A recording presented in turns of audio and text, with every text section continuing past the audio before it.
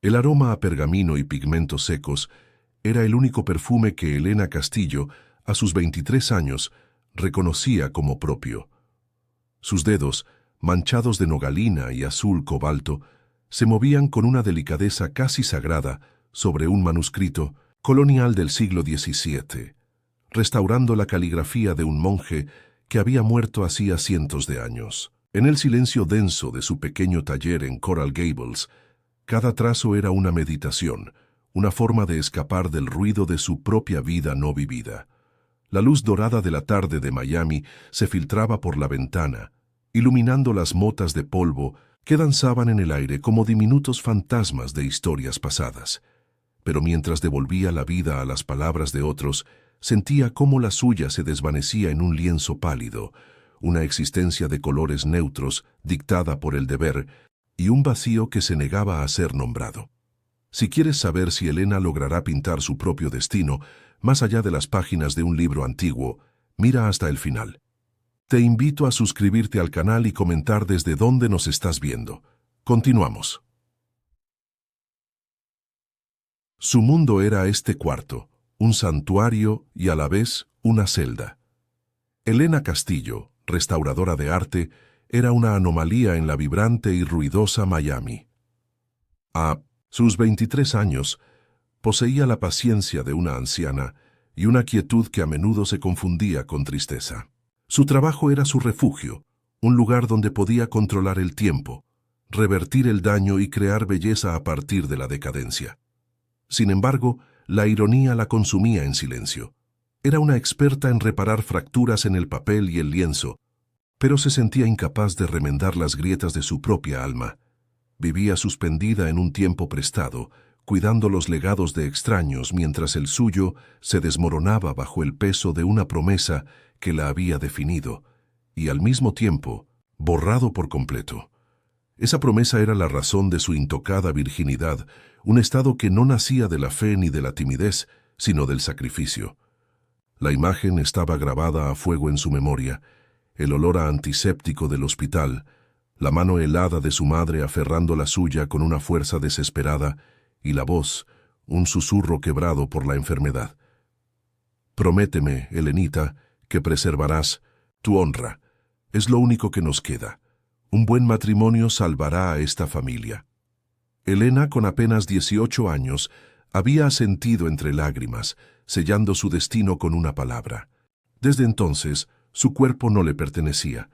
Era un activo, una dote silenciosa guardada bajo llave para un futuro que ella no había elegido, un contrato que salvaría a su familia de la ruina que la acechaba. La ruina tenía un nombre y una cifra, la deuda aplastante dejada por su padre. Un hombre brillante, un académico respetado en círculos de historia, pero un desastre con las finanzas, quebrado por malas inversiones y un orgullo que le impedía aceptar su caída. El apellido Castillo, antes sinónimo de prestigio intelectual, ahora era una fachada que ocultaba la desesperación. Elena se había convertido en la guardiana de esa fachada, trabajando incansablemente no solo para ganar un sustento modesto, sino para mantener la ilusión de normalidad. Cada dólar que ganaba se destinaba a pagar intereses de una deuda que parecía un monstruo insaciable, y la promesa hecha a su madre se había transformado en la única moneda de cambio con valor suficiente para negociar la salvación de su padre. Mientras sus manos danzaban sobre el manuscrito, su mente escapaba hacia el mundo que existía más allá de su ventana. Veía los colores eléctricos de los autos que pasaban, escuchaba los ecos lejanos de la música latina y las risas despreocupadas de la gente en la calle. Anhelaba el caos, la espontaneidad, la simple libertad de tomar una decisión impulsiva. Imaginaba cómo sería sentir la arena caliente bajo sus pies, sin la sombra del deber persiguiéndola, o probar un cóctel exótico en un bar ruidoso de South Beach. Estos deseos eran pequeños actos de rebelión en su mente, chispas de una vida que intuía posible, pero que le parecía tan lejana e inalcanzable como las estrellas. Era una espectadora de su propia juventud, atrapada detrás de un cristal invisible. Al terminar el delicado trabajo en una página iluminada, un sentimiento de profunda soledad la invadió. La miniatura de un santo, ahora vibrante y completa, la miraba desde el papel con una serenidad que le resultaba ajena. Había belleza en la obra terminada, un orden restaurado, pero en cuanto apartaba la vista, el silencio del taller regresaba, más pesado y acusador que antes. No había nadie con quien compartir ese pequeño triunfo, nadie que entendiera la complejidad de su arte o la magnitud de su sacrificio.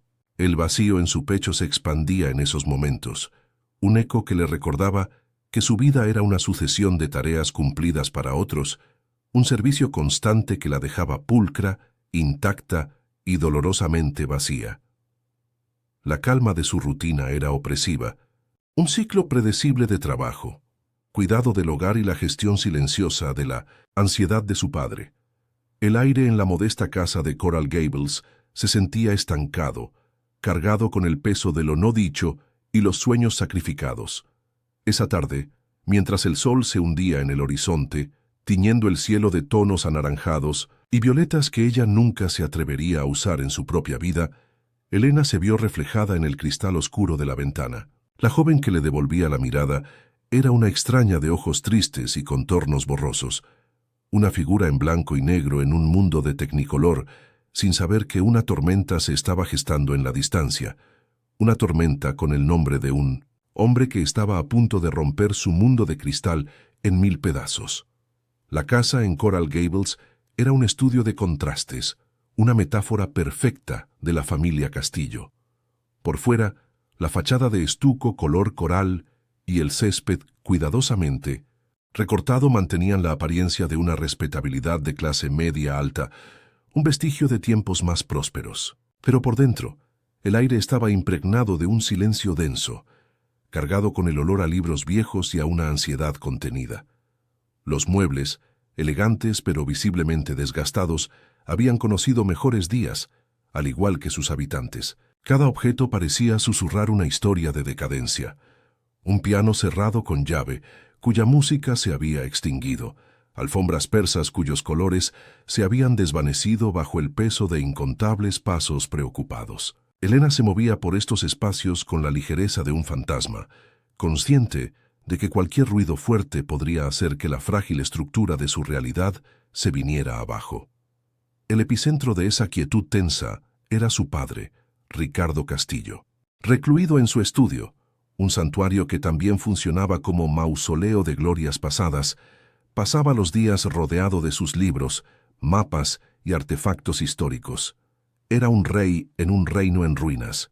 Su orgullo, una vez la fuente de su brillantez académica, se había convertido en una enfermedad que le impedía enfrentar la realidad de su fracaso financiero. Para él, la pobreza era una humillación insoportable, una mancha en el legado de su apellido.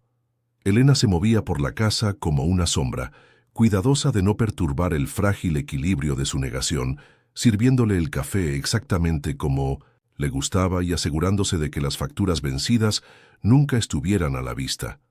Su amor por él era profundo, pero estaba entrelazado con una pena constante por el hombre que fue y el espectro en que se había convertido. La rutina de Elena era un ritual de autocontrol y sacrificio, un ballet meticulosamente coreografiado para mantener a flote el barco que se hundía. Sus días comenzaban antes del amanecer, no con la contemplación artística, sino con la cruda matemática de la supervivencia. Se sentaba en la mesa de la cocina, la luz pálida iluminando las columnas de números mientras intentaba estirar cada dólar ganado en su taller.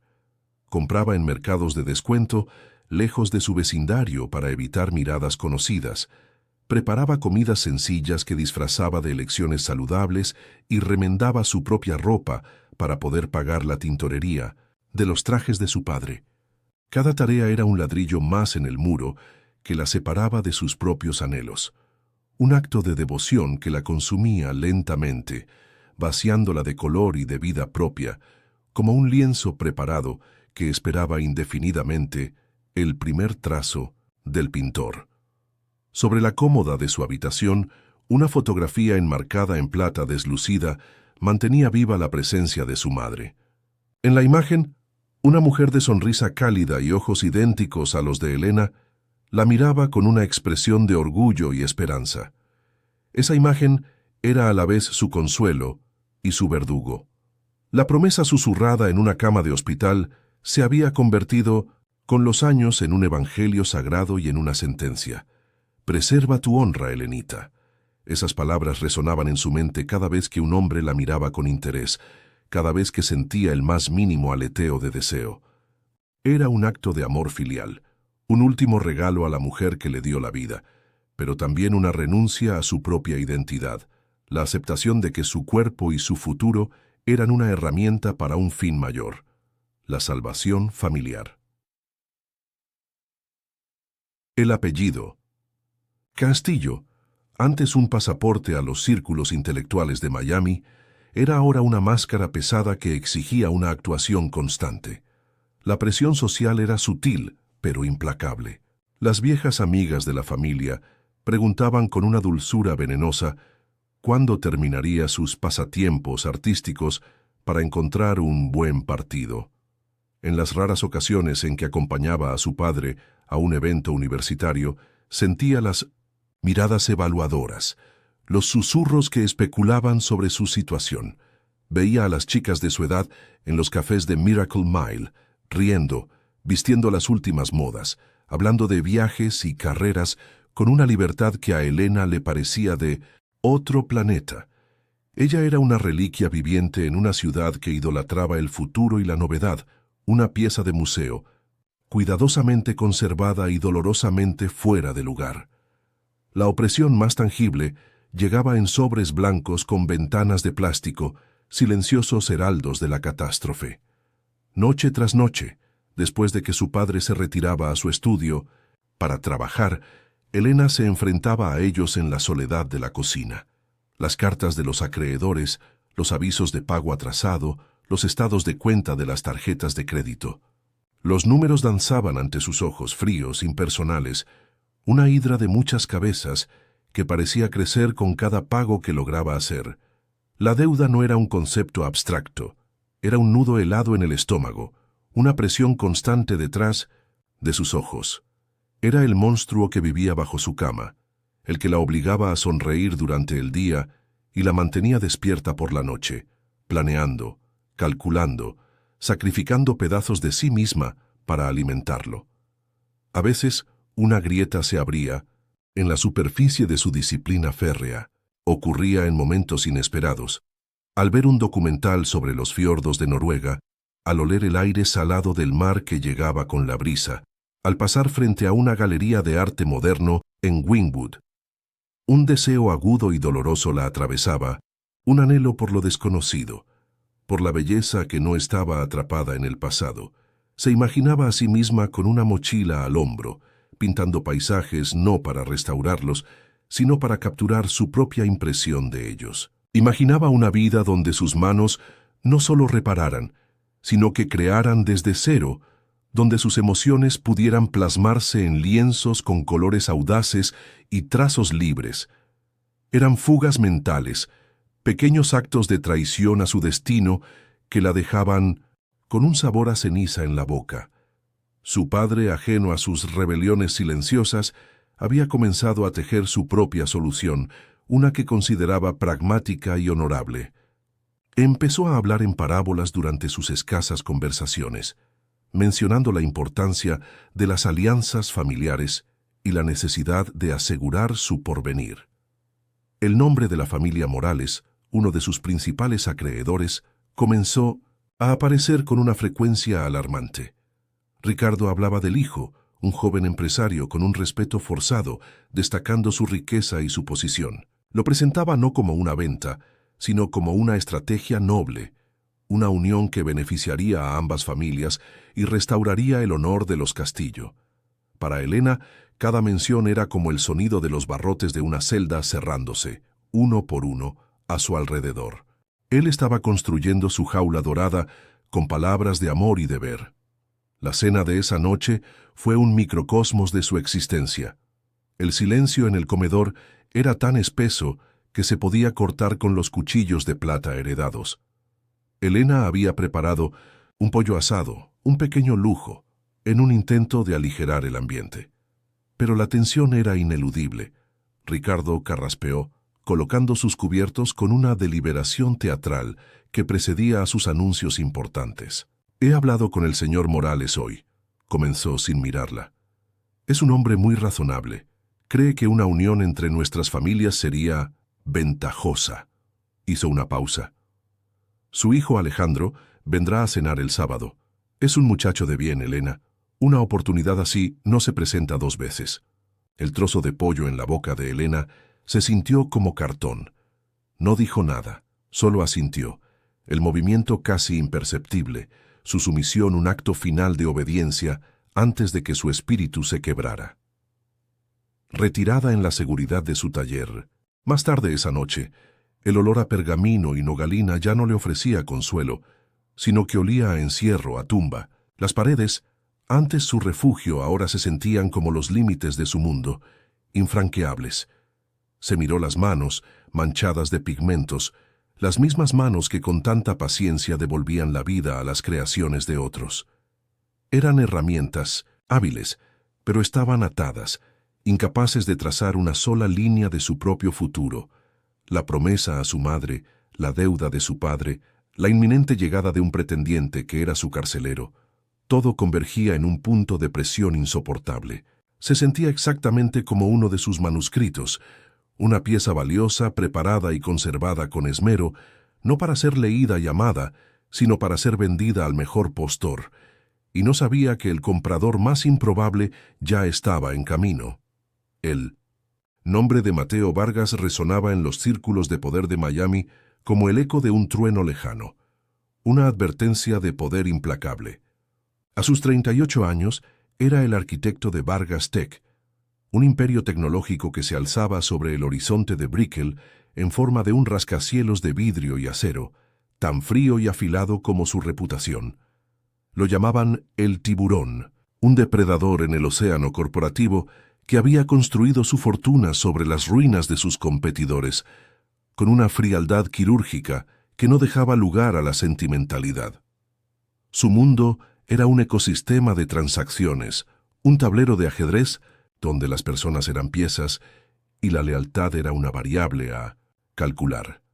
La riqueza no era para él un medio para el disfrute, sino una armadura, un muro inexpugnable construido para mantener al mundo y a cualquier atisbo de vulnerabilidad a una distancia segura.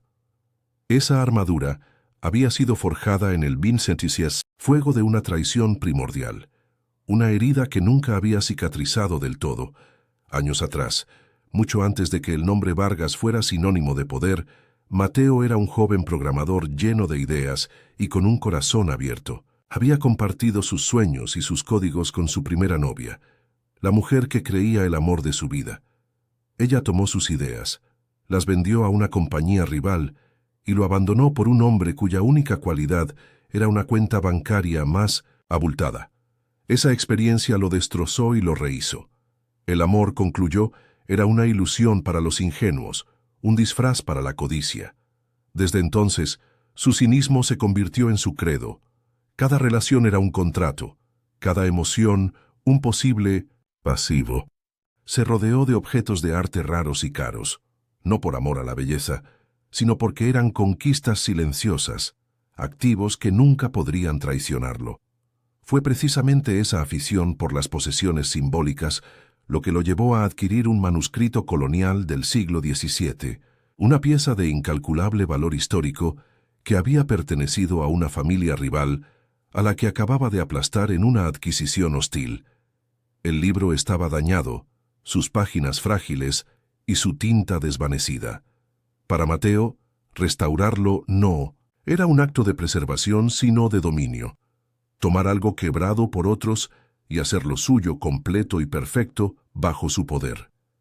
Su asistente, tras una exhaustiva búsqueda, le presentó un único nombre capaz de realizar una tarea tan delicada: Elena Castillo, una artesana casi desconocida de Coral Gables, recomendada por un curador de museo como una especie de purista, una anomalía en el mundo moderno. El nombre no le dijo nada, era simplemente un servicio que contratar. La llamada llegó a media tarde, una voz femenina, profesional y distante, que se presentó como la asistente del señor Vargas. Para Elena, que estaba limpiando pigmento seco de sus uñas, el nombre cayó en el silencio de su taller como una piedra en un estanque. Mateo Vargas. Sabía quién era. Todo Miami lo sabía. Era una figura casi mítica, un titán de un universo que le resultaba tan ajeno como la superficie de Marte. Sintió una punzada de miedo, una sensación de ser observada por un ojo invisible y poderoso. La asistente le explicó la naturaleza del trabajo y la citó para una reunión en la sede de Vargas Tech al día siguiente. Elena aceptó, su voz apenas un susurro, mientras su corazón latía con una mezcla de pavor y una extraña, casi vergonzosa, chispa de curiosidad. Era una oportunidad profesional inmensa, pero sentía que estaba a punto de entrar en la jaula de un león. El viaje a Brickell al día siguiente fue como cruzar a otra dimensión. Dejó atrás las calles arboladas y la tranquila decadencia de 1900 Coral Gables, para sumergirse en el caótico corazón financiero de la ciudad. Los rascacielos de cristal arañaban el cielo, reflejando un sol que parecía más duro, más implacable. El edificio de Vargas Tech era el más alto, una aguja de obsidiana y cromo que parecía perforar las nubes. Dentro, el vestíbulo era un cavernoso espacio de mármol blanco y arte moderno abstracto, frío y silencioso a pesar del ir y venir de gente con trajes caros. Mientras subía en el ascensor de cristal, viendo la ciudad encogerse bajo sus pies, sintió una opresión en el pecho. Estaba ascendiendo al Olimpo de un dios moderno y se sentía terriblemente mortal, pequeña e insignificante, como una de las motas de polvo que danzaban en su taller. La oficina de Mateo Vargas ocupaba toda la planta superior. No era una oficina, era un horizonte. Las paredes eran ventanales del suelo al techo que ofrecían una vista panorámica de 180 grados de la bahía de Biscayne. El mobiliario era minimalista, de líneas puras y materiales fríos. Un escritorio de ébano pulido que parecía flotar en el espacio, sillas de cuero negro, una escultura de metal retorcido en una esquina. No había fotos personales, ni desorden, ni un solo objeto que delatara un toque humano. Era el santuario de un hombre que dominaba el mundo desde las alturas, un espacio diseñado para intimidar, para dejar claro el abismo entre él y el resto de los mortales. Elena se detuvo en el umbral, sintiéndose como una intrusa en un templo de poder, su vestido de lino simple una disonancia en medio de tanto lujo calculado. Él estaba de espaldas, observando la bahía cuando ella entró, una silueta imponente recortada contra la luz cegadora. Al girarse, Mateo la examinó con una mirada rápida y penetrante, una evaluación que duró apenas un segundo, pero que pareció despojarla de todas sus capas. Esperaba a alguien mayor, quizás una académica estricta. En su lugar, encontró a esta joven de ojos grandes y serios, con una quietud que era casi anacrónica. Notó sus manos, no cuidadas ni enjolladas, sino visiblemente trabajadoras, con restos de pigmento bajo las uñas. Vio la tela sencilla de su vestido, la ausencia de maquillaje, la forma en que se mantenía erguida a pesar de la evidente intimidación del entorno. No había rastro de la adulación o el cálculo que veía en todas las mujeres que entraban en su órbita. Por primera vez en mucho tiempo, algo lo intrigó genuinamente. Elena, por su parte, se había preparado para encontrarse con el monstruo de las leyendas urbanas de los 1900 negocios, y en parte allí estaba, el traje a medida que gritaba riqueza, la postura de depredador, la máscara de fría indiferencia en su rostro cincelado. Pero cuando sus ojos se encontraron, vio algo más, algo que la desarmó. Detrás de la gélida superficie azul de su mirada, percibió un resquicio, una grieta casi imperceptible que revelaba una profunda soledad, una herida antigua que él mantenía oculta bajo capas de poder y cinismo. No era solo la mirada de un tiburón, era también la de un hombre que se había ahogado hace mucho tiempo y había aprendido a respirar bajo el agua. La comprensión fue instantánea y visceral, una conexión magnética que la aterrorizó y la atrajo en la misma medida, un reconocimiento silencioso de un dolor que, aunque de naturaleza distinta, resonaba con el suyo. Él le hizo un gesto para que se acercara al escritorio, donde reposaba el manuscrito en una caja climatizada. «Me han dicho que es la mejor», dijo él, su voz una barítono grave y sin inflexiones, una declaración de hechos, no un cumplido. Elena se inclinó sobre el libro, su profesionalismo tomando el control y calmando el temblor de sus manos. Describió el estado del pergamino, la composición de las tintas, el proceso que se necesitaría. Mientras hablaba, su pasión por su arte la transformó, dándole una autoridad silenciosa que lo sorprendió. Él extendió la mano para señalar una filigrana dañada, y sus dedos rozaron los de ella sobre la página centenaria. Un chispazo, una corriente eléctrica inesperada, recorrió el brazo de Elena. Ambos retiraron las manos al mismo tiempo, como si se hubieran quemado. El silencio que siguió fue denso, cargado de una tensión que ya no tenía nada que ver con los negocios. El momento se rompió cuando él carraspeó, reajustando su máscara de indiferencia. «El precio no es un problema. Quiero que quede perfecto». Asignó el trabajo, estableciendo los términos con una eficiencia desapasionada. Elena salió de la oficina sintiendo que flotaba, con la mente en un torbellino. Mientras el ascensor descendía, llevándola de vuelta al mundo real, se tocó los dedos que él había rozado. La sensación persistía, una quemadura fantasma. Había conseguido el encargo más importante de su carrera, un trabajo que podría ser un paso significativo para aliviar la carga de su padre. Pero sabía con una certeza aterradora que algo mucho más peligroso había comenzado en esa oficina de cristal. Había conocido a un hombre que representaba todo lo que debía temer, y en sus ojos había visto un abismo en el que, peligrosamente, sintió el impulso de querer caer. Los días que siguieron a su primer encuentro se convirtieron en un delicado y peligroso baile. Elena trabajaba en el manuscrito con una devoción que ahora tenía un doble filo. Cada trazo de pincel, cada gota de tinta aplicada, era un acto profesional, pero también un mensaje silencioso enviado a un hombre que ocupaba sus pensamientos. El olor a pergamino de su taller, antes su refugio, ahora estaba impregnado de un recuerdo fantasmal del aroma caro y masculino de la oficina de Mateo, una mezcla de cuero, ozono y un sutil perfume que no podía nombrar.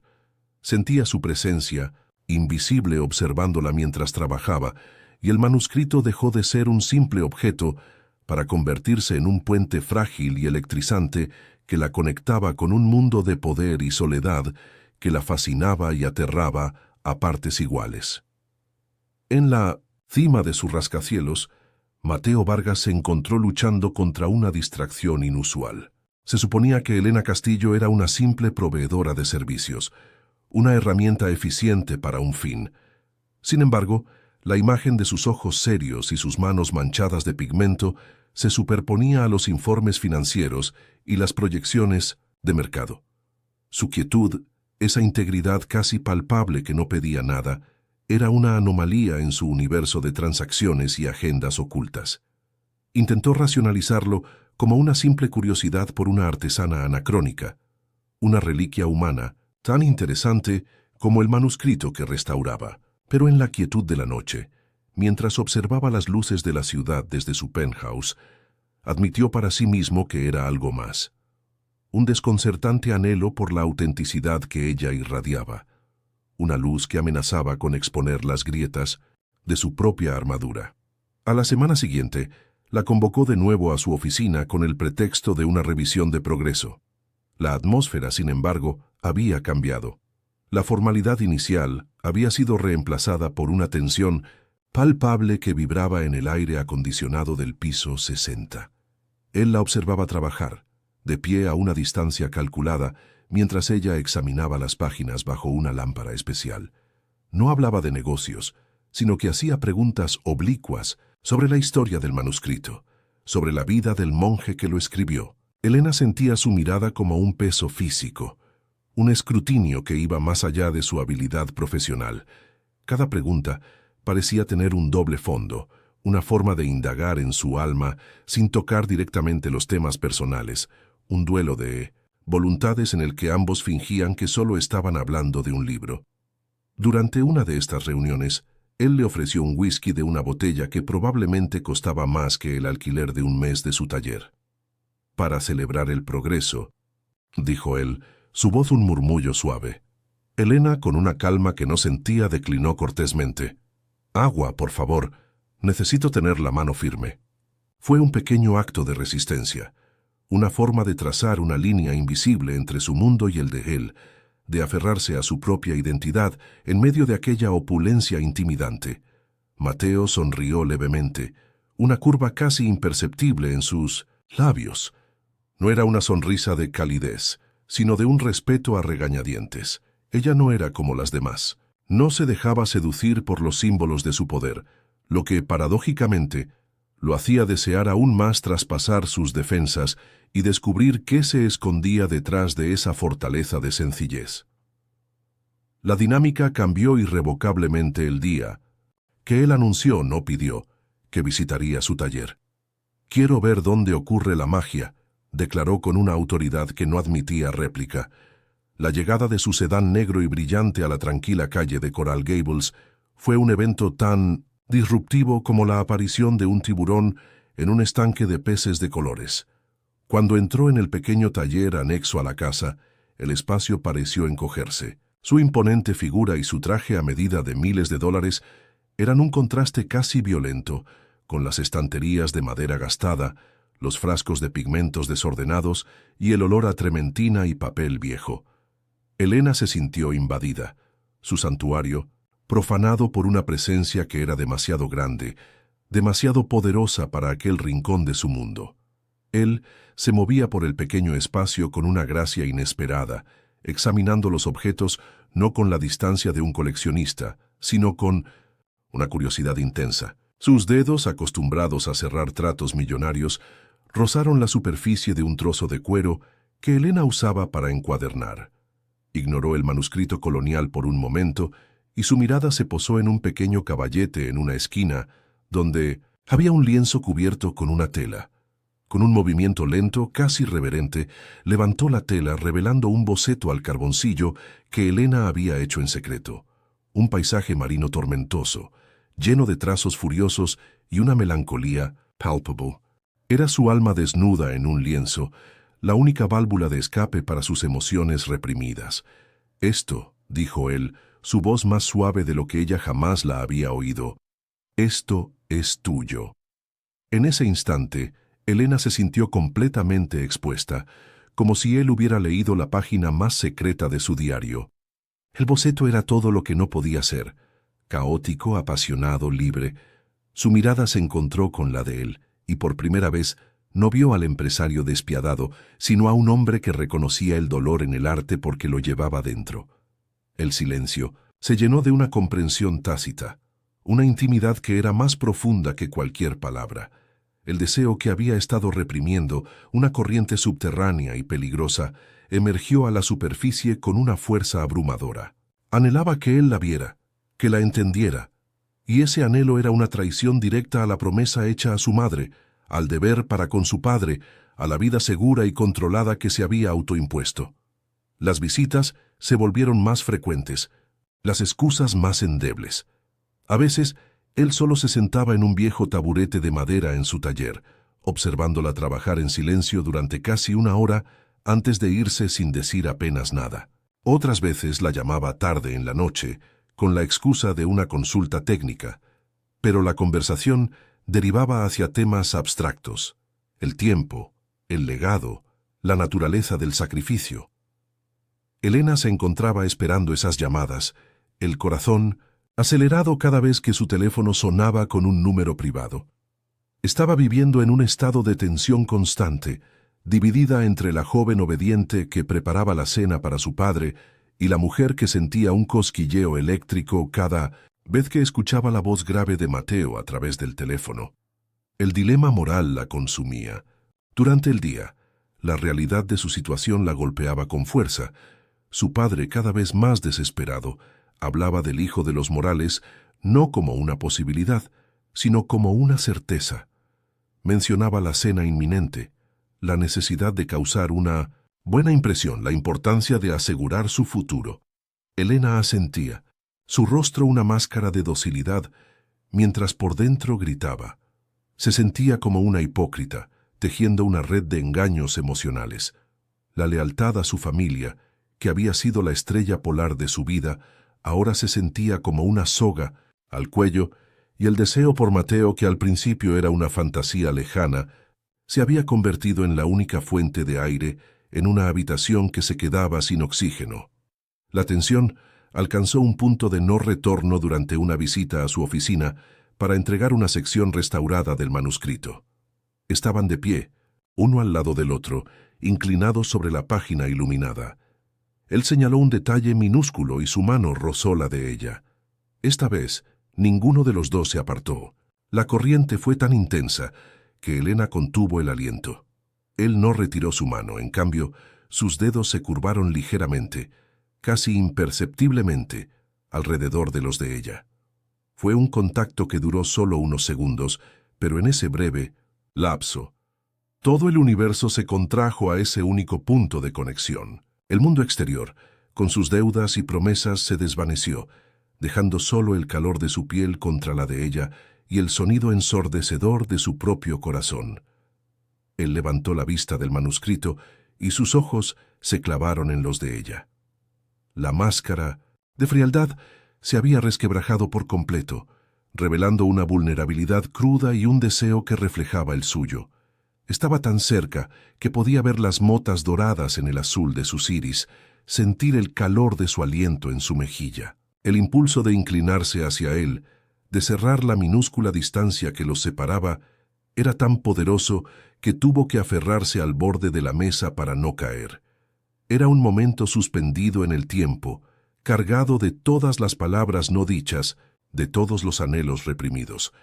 El aire crepitaba con la promesa de una transgresión, un beso que podría destruirlo todo o quizás salvarla de una vida no vivida. Pero tan rápido como apareció, el momento se rompió. Mateo se enderezó bruscamente, soltando su mano como si quemara y dando un paso atrás. Su rostro se cerró de nuevo, la máscara de fría indiferencia volviendo a su lugar, aunque con un esfuerzo visible. «Excelente trabajo, señorita Castillo», dijo, su voz tensa y formal. «Mi asistente se pondrá en contacto con usted para el pago final». El cambio fue tan repentino y brutal que a Elena le pareció una bofetada. La había atraído hacia el borde del abismo solo para empujarla hacia atrás. Comprendió entonces la verdadera naturaleza de su lucha. Él la deseaba, pero temía ese deseo más que a nada. Su atracción por ella era una amenaza para el mundo controlado y sin emociones que había construido para protegerse. Elena salió de la oficina sintiéndose vacía y confundida, el corazón latiéndole dolorosamente en el pecho. El rechazo, implícito, era más doloroso que cualquier palabra cruel que pudiera haberle dicho. La había hecho sentir viva por un instante, solo para recordarle la jaula en la que vivía. Al llegar a casa, la realidad la golpeó con la fuerza de un martillo. Sobre la mesa del comedor, su padre había dejado una pequeña caja de terciopelo descolorido. La abrió con manos temblorosas. Dentro, sobre un lecho de satén amarillento, había un anillo de compromiso anticuado, con un diamante pequeño y opaco. Era el anillo de su abuela. «Para que lo lleves cuando conozcas a Alejandro el sábado», decía una nota escrita con la caligrafía temblorosa de su padre. Miró el anillo, un símbolo de su sentencia, y luego miró sus propias manos, todavía con débiles manchas de pigmento azul cobalto bajo las uñas, el azul del manuscrito de Mateo, el azul de sus ojos. En ese momento, la elección se volvió insoportablemente clara. Por un lado estaba el anillo, una vida de deber, sacrificio y sumisión silenciosa a un hombre que no conocía y que no deseaba conocer. Por otro, estaban las manchas de pigmento, un recordatorio de la pasión, de la conexión, de la peligrosa y electrizante sensación de estar verdaderamente viva, aunque solo fuera por un instante. La idea de entregar su cuerpo, su virginidad, su ser entero a un extraño como parte de un trato comercial, se volvió físicamente repugnante. Una rebelión silenciosa y feroz comenzó a gestarse en su interior. Había pasado toda su vida preservando el honor de otros, restaurando legados ajenos, cumpliendo promesas hechas por una versión más joven e ingenua de sí misma. Pero ¿quién preservaría su propia alma? ¿Quién restauraría su propia vida? La promesa a su madre se había convertido en una perversión de su intención original, una herramienta para su encarcelamiento en lugar de su salvación. Si su virginidad era una moneda de cambio, entonces ella, y solo ella, decidiría a quién se la entregaría. No sería un pago por una deuda, sería un acto de soberanía, la única decisión verdaderamente suya que tomaría en su vida. La imagen del rostro atormentado de Mateo volvió a su mente. El hombre que, como ella, vivía en una prisión, aunque la suya fuera de oro y cristal. Él, con su herida oculta, había sido el único en verla de ella. Él había despertado algo en su interior que ahora se negaba a volver a dormir. El miedo que sentía se vio eclipsado por una determinación fría y desesperada. No iría a él por amor, ni siquiera por esperanza. Iría a él por un acto de autorreclamación. Antes de que su vida fuera vendida al mejor postor, tomaría una noche para sí misma, una noche de transgresión, una noche de conexión cruda y honesta, una noche para sentir, por primera y quizás última vez, que su cuerpo y su destino le pertenecían. Con el anillo de compromiso de su abuela enfriándose en su palma, tomó una decisión. Su dilema moral no se resolvió. Fue destrozado. Ya no se trataba de elegir entre el bien y el mal, el deber y el deseo. Se trataba de elegir entre la muerte en vida y un acto de existencia radical y aterrador. Dejó el anillo sobre la mesa y subió a su habitación. Se miró en el espejo, no a la restauradora dócil, sino a una mujer a punto de incendiar su propio mundo. No sabía si de las cenizas surgiría la libertad o una devastación aún mayor, pero por primera vez estaba dispuesta a averiguarlo. El peón estaba a punto de hacer su propio movimiento en el tablero. La noche de Miami era un lienzo de neón y sombras cuando Elena salió de su casa, dejando atrás la pequeña caja de terciopelo sobre la mesa del comedor como una bomba sin detonar. No llevaba nada más que su bolso, las llaves de su modesto auto y una determinación tan frágil y a la vez tan afilada como un trozo de vidrio roto. Cada semáforo en rojo era una pausa para que el pánico intentara reclamarla, susurrándole que volviera a la seguridad de su celda ordenada. Pero seguía conduciendo hacia las luces de Brickell, hacia la torre de obsidiana que se alzaba como un monumento al hombre que, sin saberlo, se había convertido en su única y desesperada escapatoria. No era un acto de amor, sino de soberanía, el reclamo de una sola noche, un solo recuerdo que sería innegablemente suyo antes de que su futuro fuera subastado. La torre de Vargas Tech era aún más intimidante de noche, un monolito silencioso que vigilaba la ciudad. El portero nocturno la miró con una curiosidad apenas disimulada, pero el nombre de Mateo Vargas fue suficiente para abrirle paso.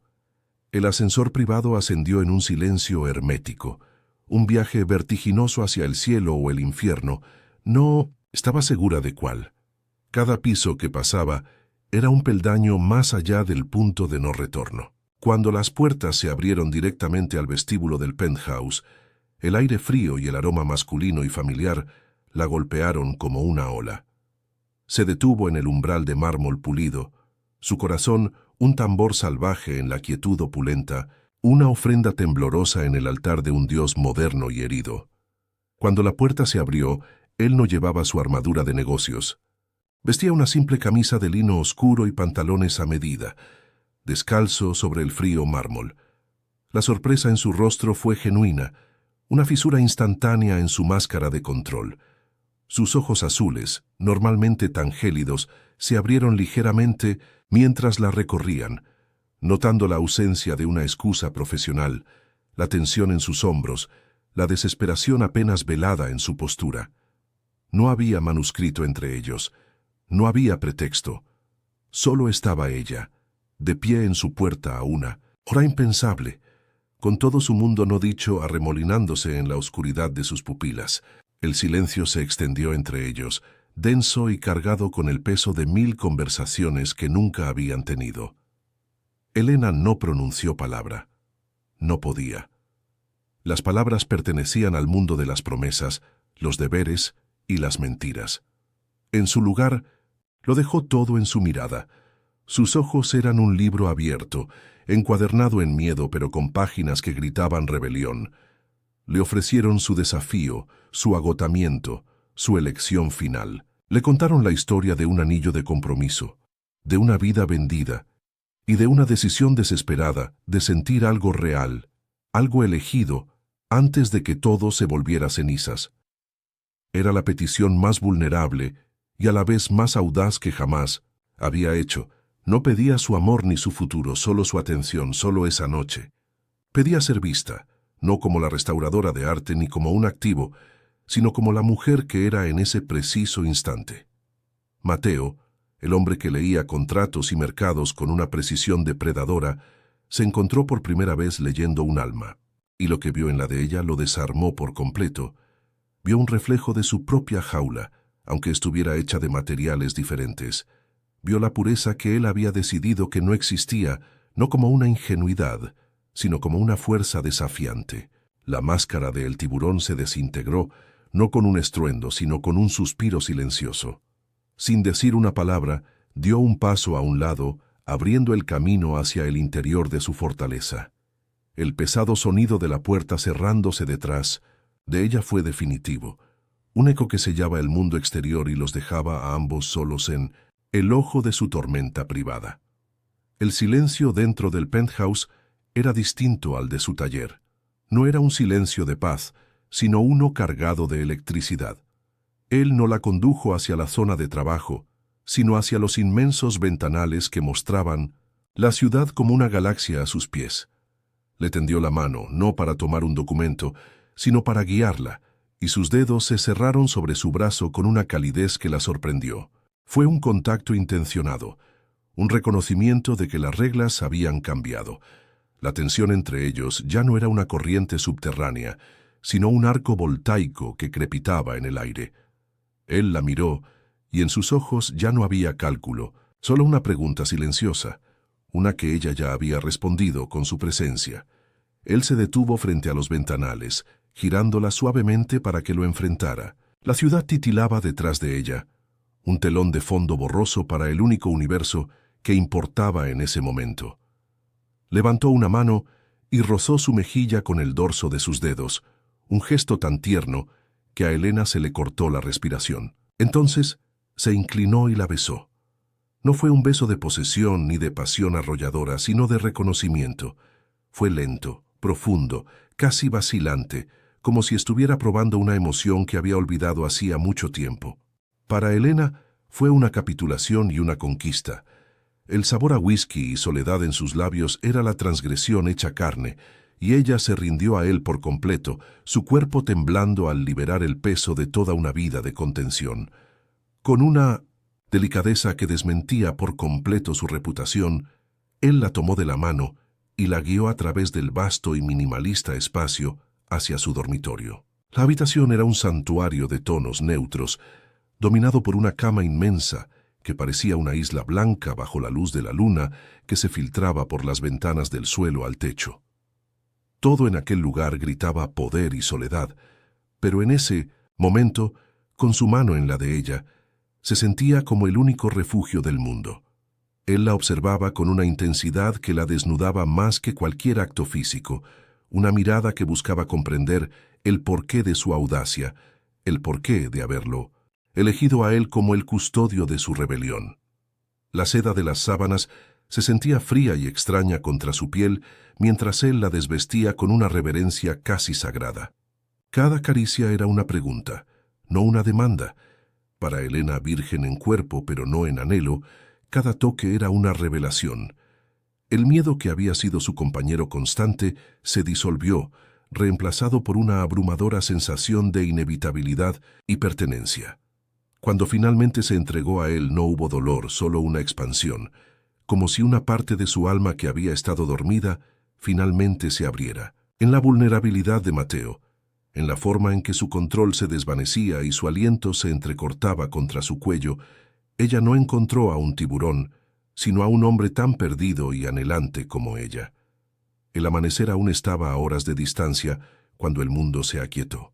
Yacían enredados en el silencio, el ritmo de sus corazones desacelerándose al unísono. La ciudad seguía brillando afuera, indiferente al cataclismo que acababa de ocurrir en esa habitación. Mateo la rodeó con un brazo, atrayéndola hacia su pecho en un gesto que se sentía a la vez protector y extrañamente torpe, como si sus músculos no recordaran cómo realizar un acto de pura ternura. Elena apoyó la cabeza en su hombro, inhalando su aroma, y sintiendo por primera vez en su vida una calma absoluta y quebradiza. Había cruzado el Rubicón.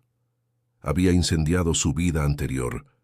En ese instante, suspendida entre la oscuridad y la inminente luz del día, no sabía si se había salvado o condenado, pero por primera vez se sentía completa. La primera luz del alba se filtró por los ventanales, una luz gris y clínica que despojó al penthouse de su magia nocturna. Elena despertó a un silencio que ya no era cómplice, sino acusador. El espacio a su lado en la inmensa cama estaba impecable, las sábanas de seda frías y apenas arrugadas, como si la noche anterior hubiera sido una alucinación febril. El aroma de él, una mezcla de cuero y una colonia sutil y costosa, persistía, débilmente en la almohada. Un fantasma cruel de la intimidad que habían compartido. Una soledad profunda y helada la invadió, más penetrante que el aire acondicionado. Se sentó, abrazándose las rodillas, el corazón latiéndole con la dolorosa certeza de que el sueño había terminado y la cruda, implacable realidad del día había llegado para reclamar su deuda. Sus ojos, desesperados por encontrar una explicación, un rastro de él, recorrieron la habitación minimalista y aterrizaron sobre la mesita de noche de ébano pulido. Allí, colocado con una precisión deliberada y casi quirúrgica, había un sobre blanco y grueso. No había nombre, ni una nota garabateada, solo la formalidad impersonal de un asunto de negocios. Con un nudo helado formándose en su estómago, lo alcanzó. Sus dedos temblaban mientras rompía el sello. Dentro no encontró las palabras que su corazón anhelaba en secreto, ni una confesión de confusión o ternura. En su lugar había un cheque, doblado perfectamente, emitido desde una de las cuentas corporativas de Vargas Tech.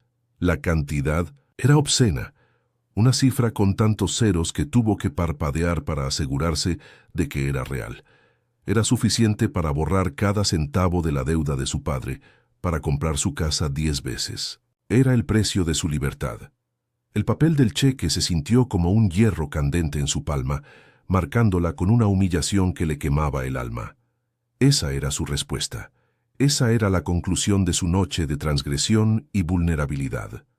Había tomado el acto más valiente y soberano de su vida, el único momento en que se había sentido dueña de su cuerpo y su destino, y le había asignado un valor monetario. La frágil y electrizante conexión que ella creyó haber forjado en la oscuridad no había sido más que un servicio prestado a sus ojos. Él no había visto su alma rebelde ni su corazón desesperado. Había visto un problema que necesitaba una solución, una necesidad que debía ser satisfecha, y había saldado la cuenta con la misma eficiencia desalmada con la que cerraba un trato hostil. La devastación fue total, un grito silencioso que se ahogó en su garganta, dejándola vacía y rota.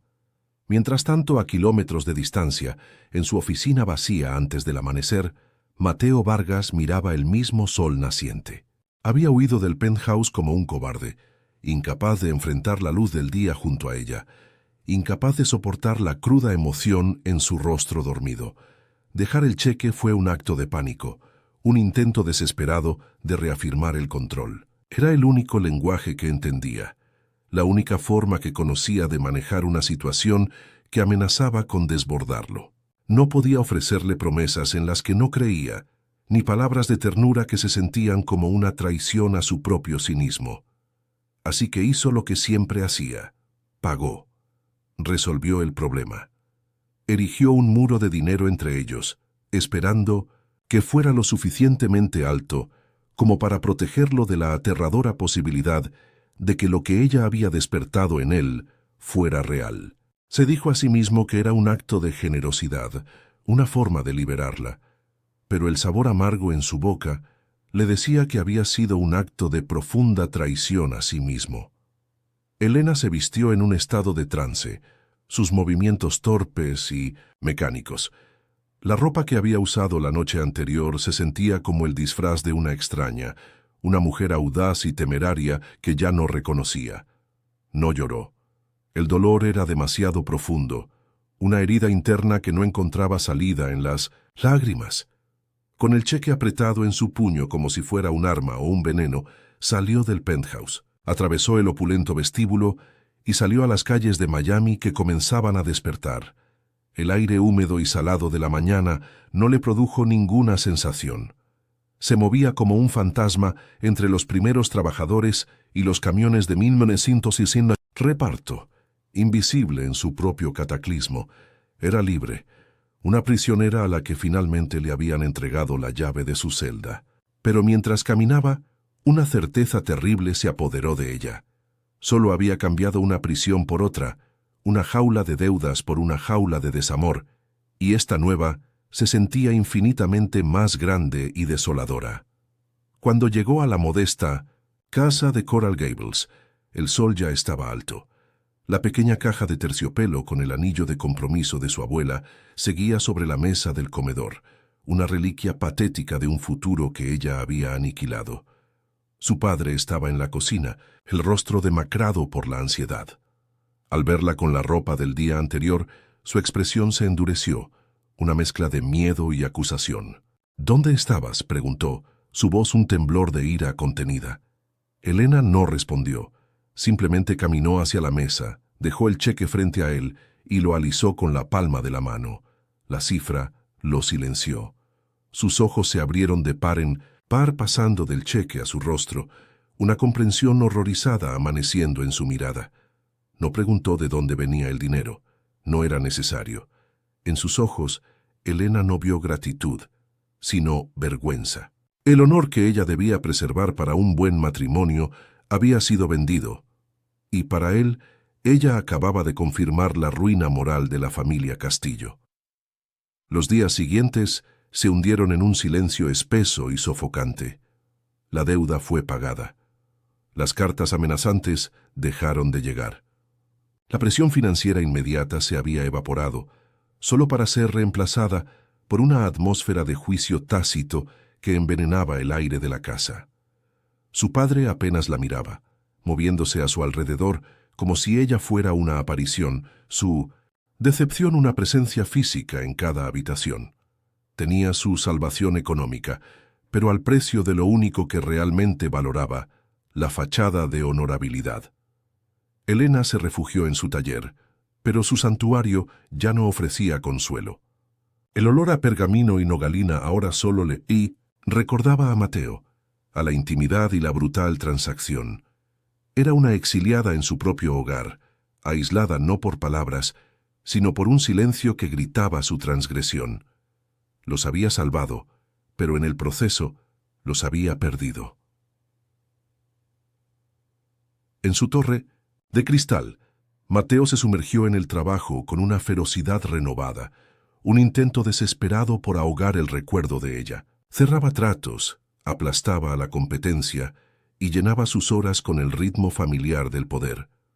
Pero por la noche, en la vasta y estéril soledad de su penthouse, el silencio se convertía en su enemigo. La veía en todas partes, en la curva de una escultura, en la integridad silenciosa de una obra de arte, en el espacio vacío a su lado en la cama.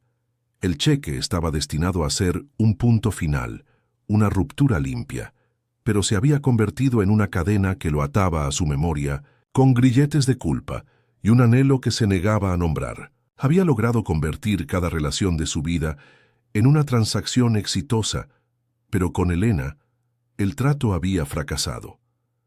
Había pagado el precio, pero no podía comprar la paz. El fantasma de la autenticidad de ella lo perseguía, un recordatorio, constante del hombre que pudo haber sido, aunque solo fuera por una noche. En las profundidades de su aislamiento y desamor, algo nuevo comenzó a agitarse dentro de Elena.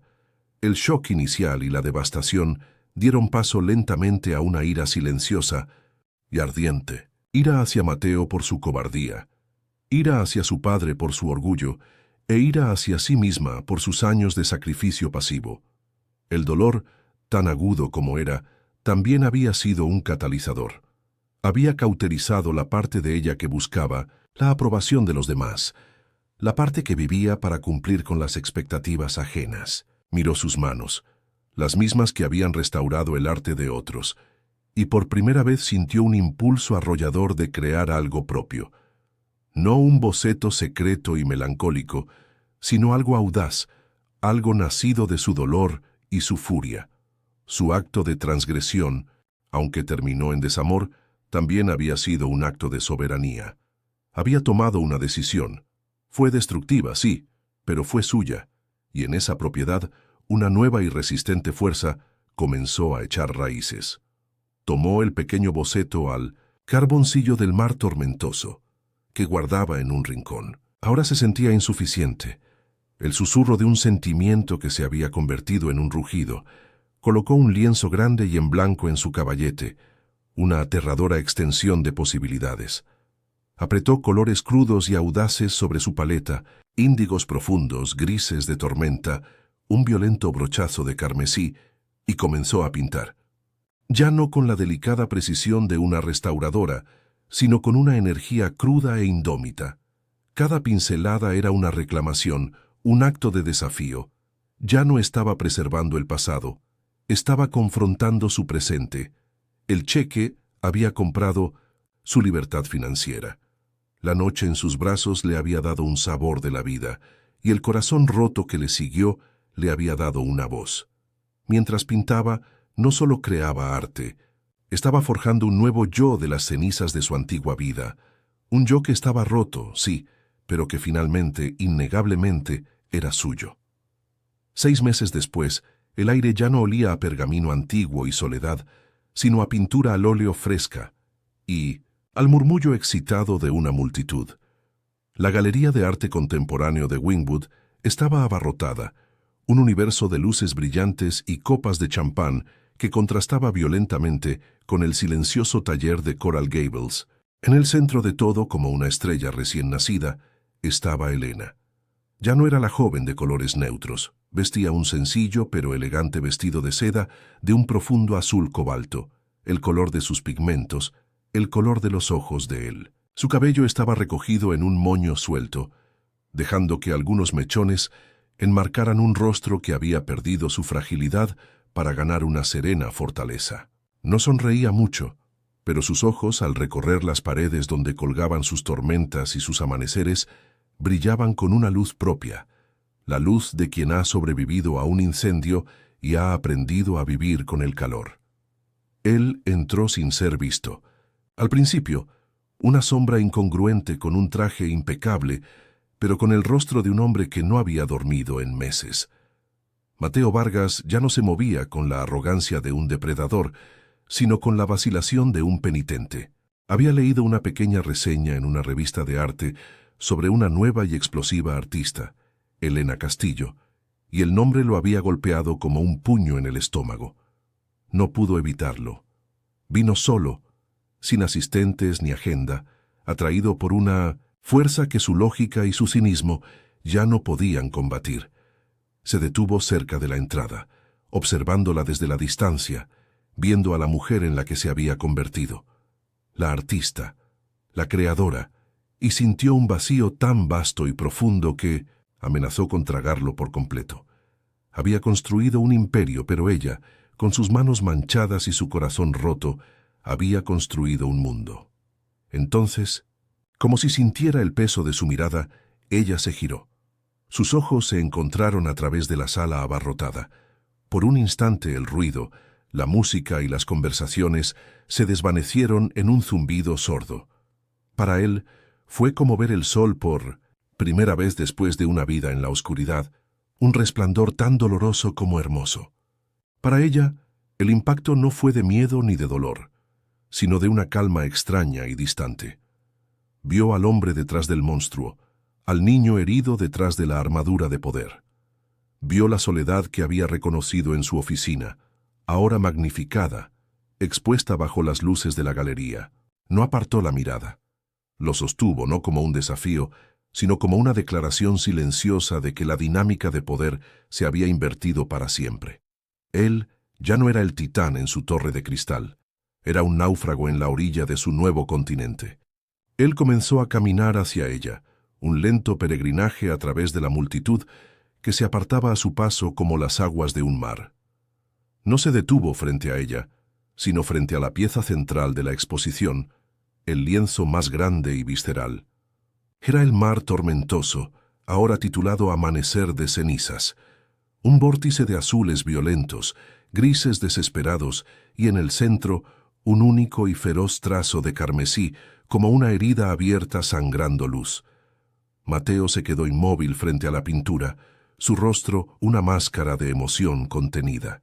En esos trazos furiosos vio su noche juntos, vio el cheque, vio la devastación que había causado, y lo que era más aterrador, vio la belleza y la fuerza que habían nacido de ella.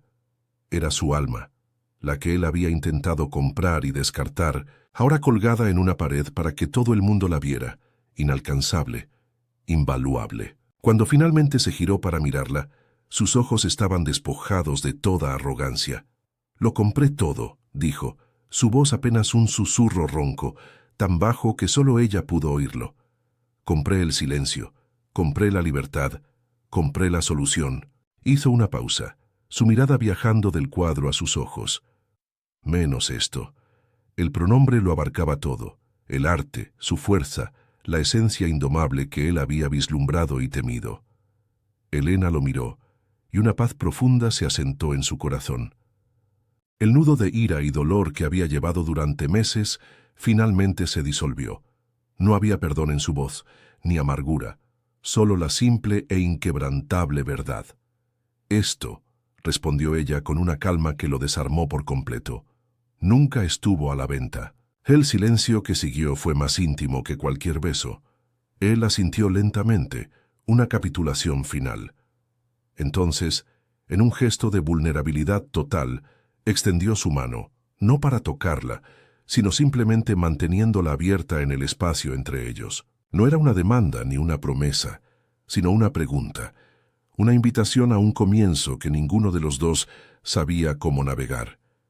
Elena miró su mano, la misma que una vez había sostenido la suya sobre un manuscrito antiguo, la misma que había firmado el cheque que casi la destruye. Luego, levantó la vista hacia su rostro, hacia los ojos que ya no eran de un tiburón, sino de un hombre ahogado que finalmente pedía ayuda para respirar. Y en el espacio suspendido de esa elección, con el murmullo de su nuevo mundo a su alrededor, Elena supo que, por primera vez, sin importar lo que decidiera, era libre.